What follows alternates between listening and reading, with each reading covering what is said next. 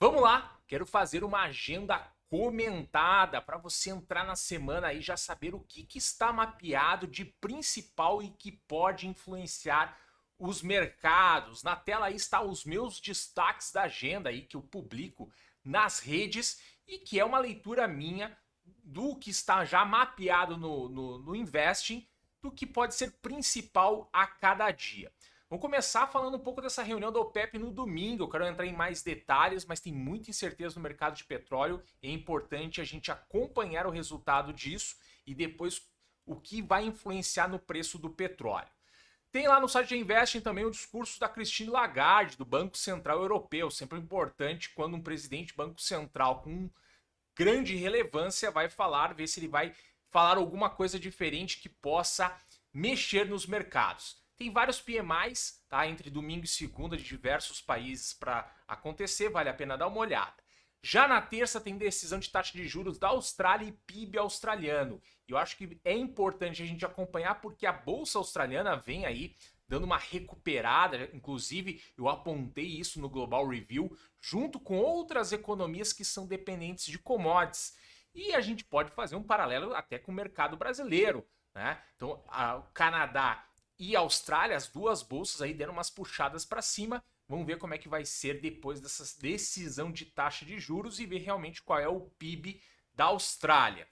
Quarta-feira, tem balança comercial chinesa, PIB da zona do euro, que é importante, e decisão da taxa de juros no Canadá, outro país ligado a commodities, e decisão da taxa de juros no Brasil. Vamos ver o que o Banco Central vai fazer, se vai começar a adotar algum tipo de comunicado um pouco mais frouxo, tá? E isso pode impactar tanto no dólar quanto na bolsa, né? Se querer sinalizar de que, opa, já chegamos no teto dos juros, podemos começar a pensar em afrouxar ou qualquer coisa que o mercado interprete como uma facilitação, como aconteceu nos Estados Unidos, pode empurrar a bolsa para cima, pode empurrar o dólar para baixo, apesar de que o diferencial de taxa de juros entre Estados Unidos e Brasil deveria, né, ter um peso maior, mas não está tendo, tá? E aí pode jogar aí o dólar para baixo. Então, vamos ver o que vai acontecer, o que vai sair disso. A inflação não está controlada, o cenário não está fácil. Já fiz alguns alertas sobre taxa Selic, mas, né, tudo depende do que o banqueiro central que está à frente vai comunicar e decidir. Quinta-feira aí, discurso da Lagarde novamente, mapeado. E bem importante, índices de inflação na China. Né? Vale lembrar, a gente vai comentar um pouco mais sobre isso, que a China veio passando por um processo de fechamento por causa do Covid. Está começando a relaxar algumas regras e os casos estão subindo. E vamos ver se tem algum efeito nisso, né? A economia da China já vem dando uma capengada, se isso tem algum efeito na inflação. Vamos dar uma olhada nisso na quinta-feira. E sexta tem IPCA do Brasil, importante, índice de inflação e índice de preços ao produtor dos Estados Unidos. Já mais um cheiro para outra semana, quando vai ter decisão de taxa de juros nos Estados Unidos e também o CPI, o índice de preços ao consumidor, que é o indicador de inflação aí com mais potencial de chacoalhar os mercados. Vamos lá, eu quero falar um pouco mais sobre petróleo. Sobre petróleo o seguinte, ó, notícias desse fim de semana.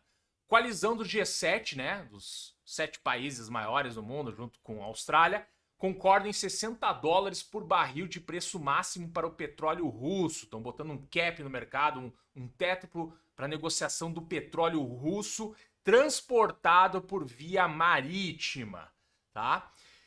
A Polônia queria muito menos, mas conseguiram chegar num consenso. Eles estavam falando de 60 a $75, a Polônia queria $30, tá? E isso deve entrar em vigor a partir de 5 de dezembro, que é quando a União Europeia deixaria de utilizar petróleo russo por vias marítimas e etc. A questão assim, ó, tem muita incerteza em relação ao petróleo, tá? Tem gestores falando novamente naquele cenário de petróleo dar um corridão e bater 150, $200, porque o mercado entende que há falta e restrição de petróleo, que não há capacidade ociosa e o petróleo está girando aí. Aí vem junto uma reunião da OPEP, tá? E aí, inclusive, as notícias mais recentes dizem que a política do petróleo vai permanecer inalterada, apesar da decisão do G7. Tem que ver como é que isso vai ser, se realmente vai sair e como o petróleo vai se comportar. Então, petróleo é alguma coisa importante para a gente estar monitorando. Por quê? Porque se o petróleo explode, tá? Vai para cima nos preços, isso vai influenciar a inflação, vai influenciar o que os bancos centrais estão, no momento, olhando para juros, ok? Vai ter impacto, sim. Então, é muito importante a gente saber se realmente esse petróleo pode explodir, se realmente está essa falta toda, essa falta de capacidade, né? Sem capacidade ociosa, ou não sei, né? Se a gente vai entrar numa mini recessão aí que vai ajudar. E isso tá ligado à China, tá?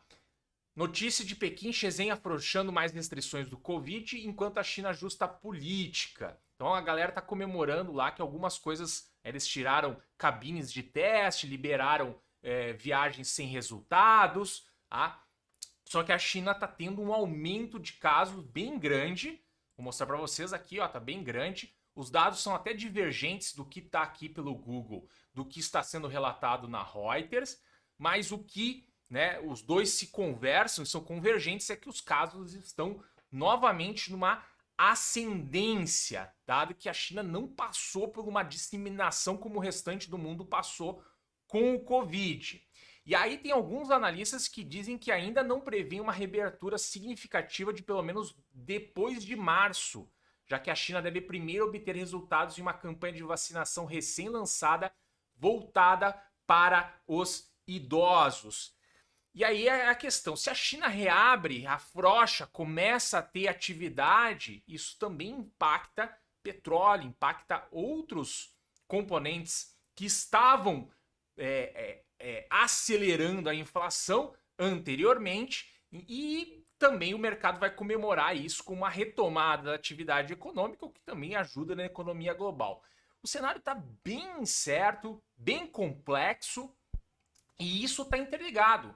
China, Covid está interligado com o petróleo, né? Se os chineses começarem a se movimentar mais, vão gastar mais petróleo, isso vai pressionar algo que os especialistas estão dizendo que está no limite, que os estoques estão baixos e que não há capacidade ociosa. Aí vem essa questão de preço no petróleo russo, né? E aí o petróleo russo pode deixar, né, de ser aí uma opção para o mercado energético e ele fique, né, diminua a produção, né, do petróleo russo, e aí isso também vai acabar impactando mais ainda, ok? Então a gente vai descobrir como é que vai ser isso, mas são assuntos que é importantíssimos que a gente tem que estar na pauta, principalmente depois de uma semana aí que o mercado americano deu uma comemorada, né? Subiu depois de falas do Jerome Powell. Tá? Pode ser que caia por terra essa expectativa de que a gente está